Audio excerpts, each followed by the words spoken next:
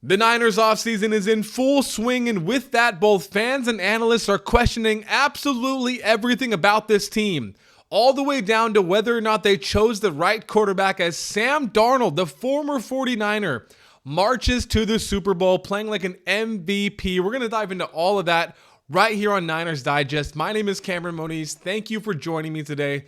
Before we debate Brock versus Sam, we got to thank our friends over at Kalshi. They sponsored this video, and with the Super Bowl right around the corner, you got to go down there and download Kalshi with the link in the description. And when you do, use code DIGESTNFL because you'll get $10 when you deposit your first 100. Kalshi is the #1 trading market in the US, #1 sports prediction market, and you don't just have to trade on sports. You can trade on the weather, on politics. It doesn't matter. Whether you're in California, Texas, you're trading peer-to-peer, not against the sports book. That's why Kalshi's the best. And with the Super Bowl, like I said, right around the corner, you can trade on props. Trade on Bad Bunny's first song. Trade on who's he gonna bring out? Karol G, Cardi B?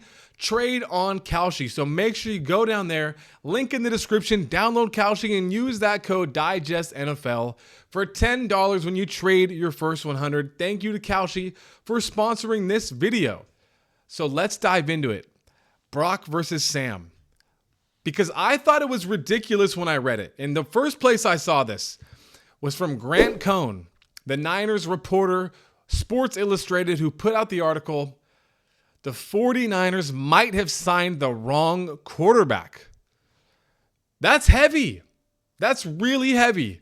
And reading that, I felt offended.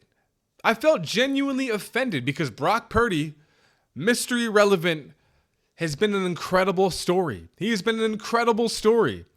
From beating Tom Brady in his first game ever to marching to the Super Bowl. He was a quarter away from winning it. He nearly won the MVP the year after he was drafted as Mr. Irrelevant. How dare you say we got the wrong guy?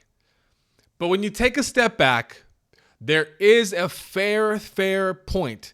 And we got to dive into it because good, bad, ugly, it doesn't matter. The Niner faithful, we're always going to be honest with each other.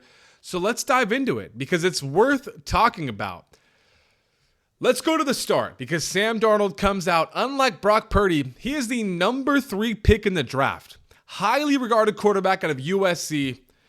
And here's his draft profile. And it's hard to read this, so I'll just kind of summarize it. He's compared to Andrew Luck. And it basically says that he is a physically gifted monster who might not be ready for the NFL right this second. But with the right coaching and right guidance, he has the ability to be a top-tier quarterback in the league. And he comes out, he's drafted to the Jets, and everyone writes him off. But we got to look at who was around him when he's in the Jets. Because Todd Bowles is the head coach, but they bring in Adam Gase. Adam Gase, the man with the crazy eyes. Adam Gase to be the quarterback and offensive coordinator.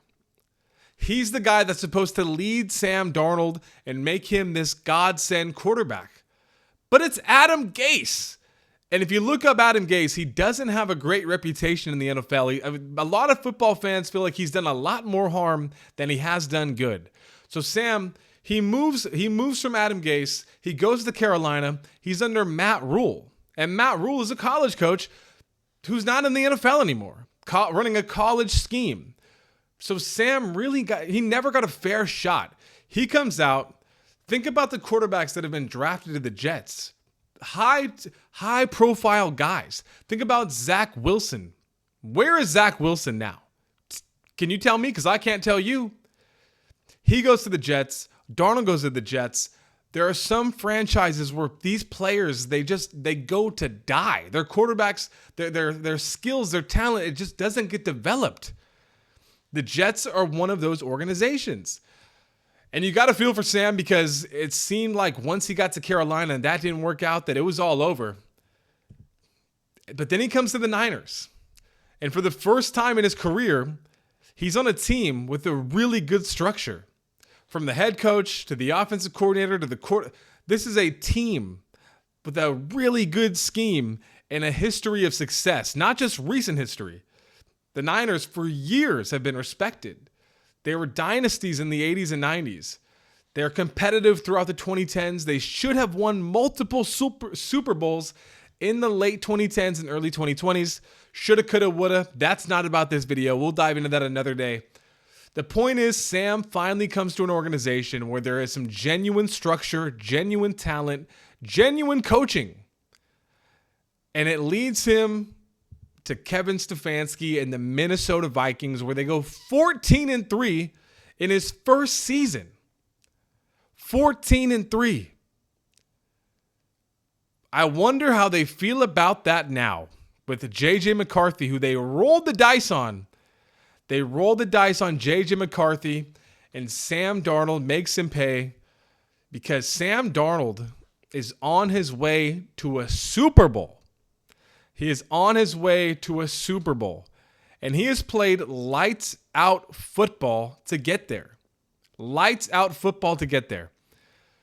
Now, I understand it's hard to compare Brock Purdy and Sam Darnold, especially this year, because if you look at Sam Darnold's team, this is a really good defensive-led team. And on the offensive side, it's night and day to the 49ers.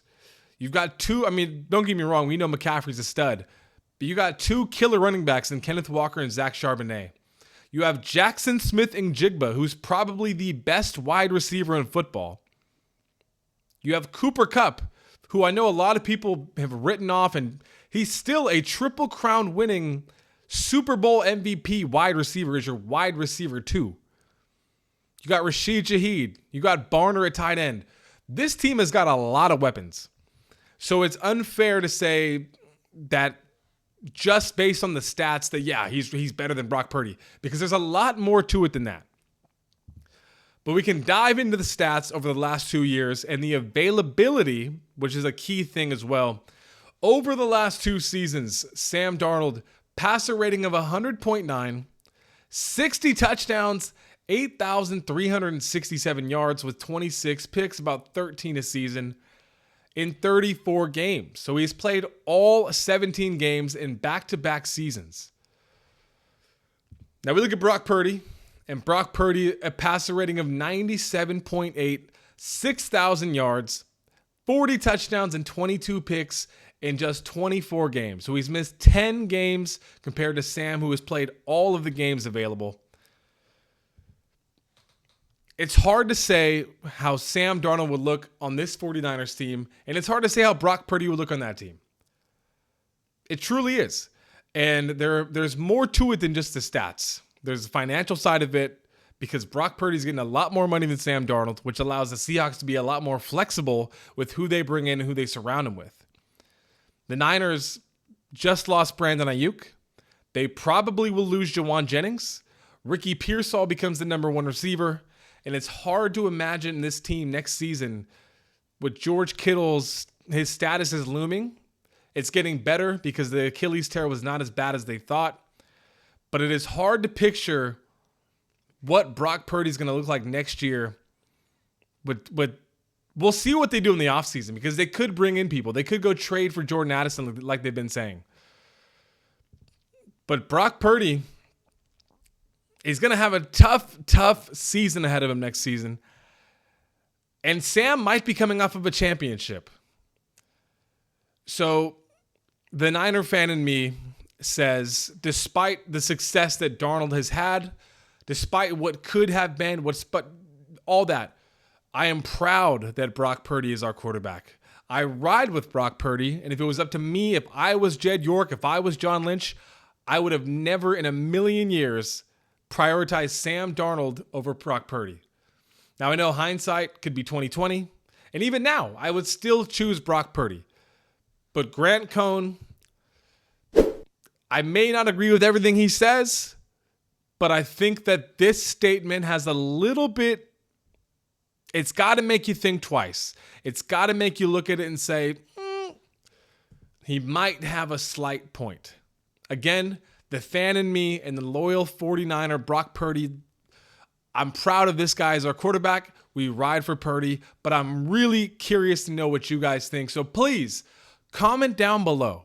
Let me know how this team would have fared if Sam Darnold was the quarterback. And let me know if it was up to you. If you were John Lynch, if you were Jed York, Would Sam Darnold be the Niners quarterback? And I have one more question for you in those comments, something we're gonna pose this question and probably answer in the next video. Do the Niners trade Mac Jones in the offseason? Or do you keep him because Purdy's been a little bit rocky health-wise? Let me know. I want to hear you guys out. My name is Cameron Moniz. Thank you so much for watching Niners Digest. I appreciate you guys. Please take a moment to subscribe if you're not already subscribed. Like the video, comment, you know the drill. I'll see you on the next one. Let's go.